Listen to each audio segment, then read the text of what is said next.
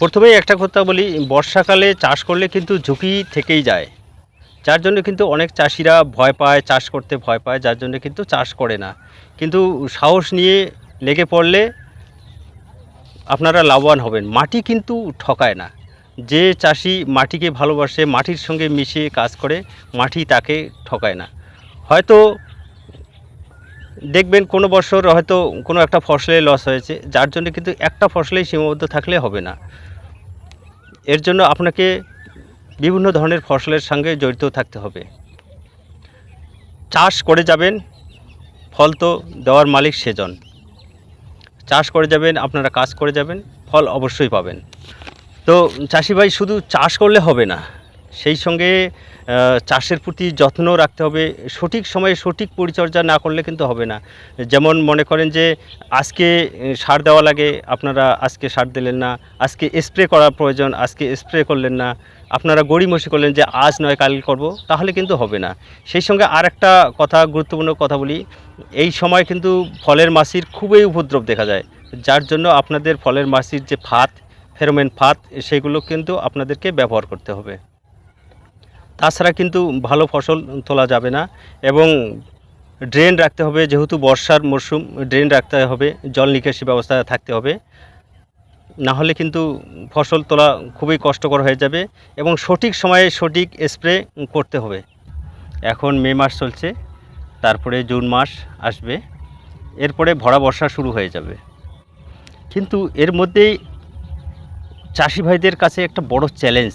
সেই চ্যালেঞ্জটা হচ্ছে, এর মাধ্যমে আপনাদের ভালো ভালো সবজি, ভালো ভালো ফসল ঘরে তোলা।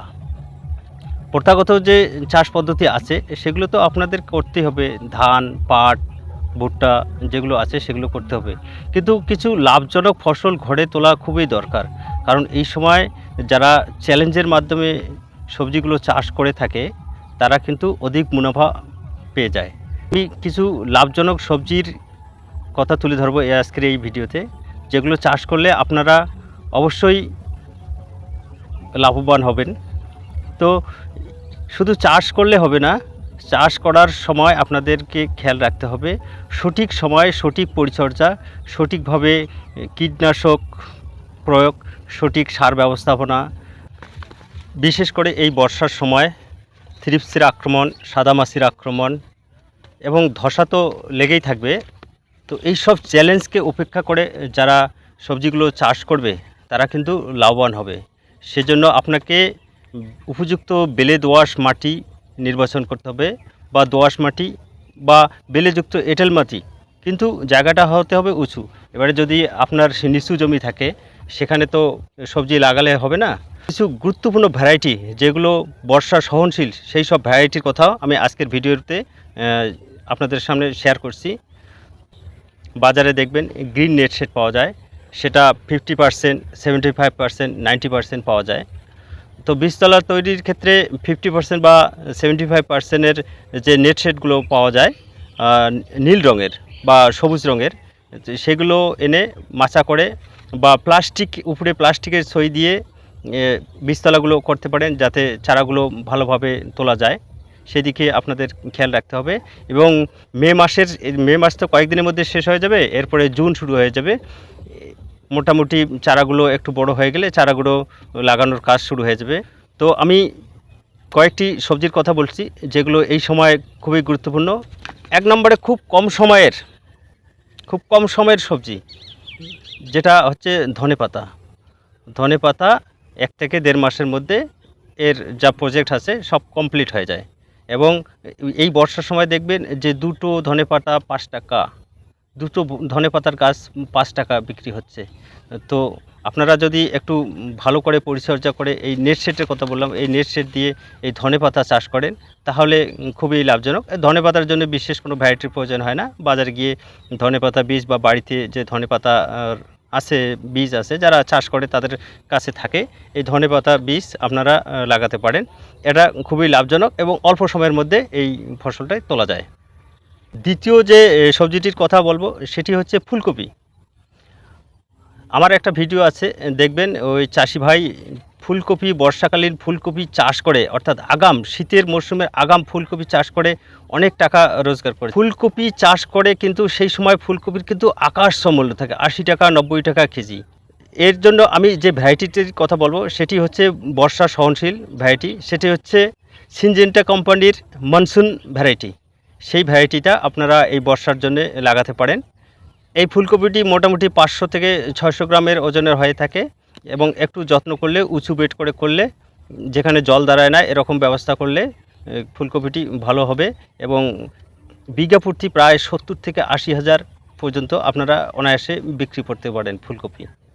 এর জন্য ভ্যারাইটিটা কিন্তু অবশ্যই, ভ্যারাইটিটা যে আমি ভ্যারাইটিটার কথা বললাম সেই ভ্যারাইটিগুলো অনেক রিসার্চ করে তোলা এই ভ্যারাইটিগুলো খুবই ভালো এবং বর্ষা সহনশীল ভ্যারাইটি। আরেকটি চমকপ্রদ ফসল হচ্ছে করলা। এই করলার বাজার কিন্তু আকাশ ছোঁয়া থাকে, চারিদিকে বিভিন্ন সবজি ক্ষেত নষ্ট হয়ে যায়। করলা যদি আপনারা করলাকে একটু ভালোভাবে টিকিয়ে রাখতে পারেন তাহলে করলা এই সময় কিন্তু 70 টাকা 80 টাকা পাইকারি দরে বিক্রি হয় এবং অনায়াসে 1 বিঘা থেকে 70-80 হাজার টাকা এবং লাখখানেক টাকা পর্যন্ত বিক্রি করা যেতে পারে।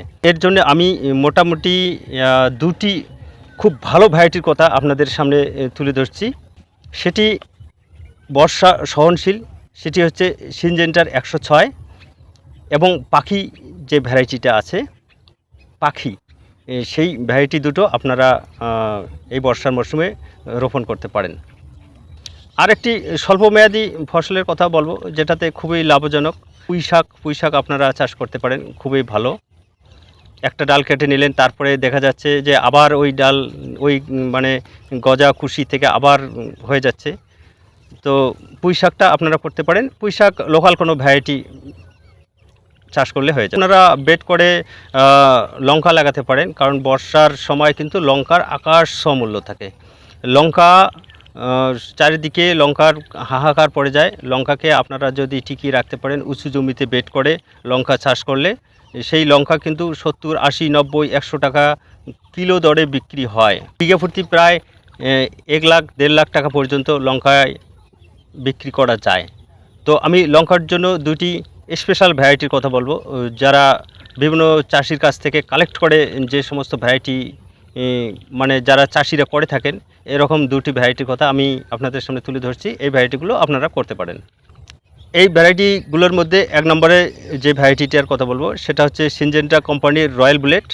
দ্বিতীয় আরেকটি ভ্যারাইটি যেটা হচ্ছে বাংলা লঙ্কা, সাধারণত বাজারে খোঁজ করলে পাওয়া যাবে বাংলা লঙ্কা। এই ভ্যারাইটিটা, এই দুটি ভ্যারাইটি আপনারা করতে পারেন, বর্ষায় খুব ভালো ফলন দেয়। মোটামুটি 40 থেকে 45 দিন পরে ফল ধরতে শুরু করে এবং মোটামুটি 60 দিনের মাথায় ফসল তোলা শুরু করা যায়। আরেকটি ভ্যারাইটির কথা বলবো সেটা হচ্ছে অ্যাডভেন্টা কোম্পানির AK-47। এই ভ্যারাইটিটাও কিন্তু ভালো, অনেকে চাষ করে ভালো লাভবান হয়েছে।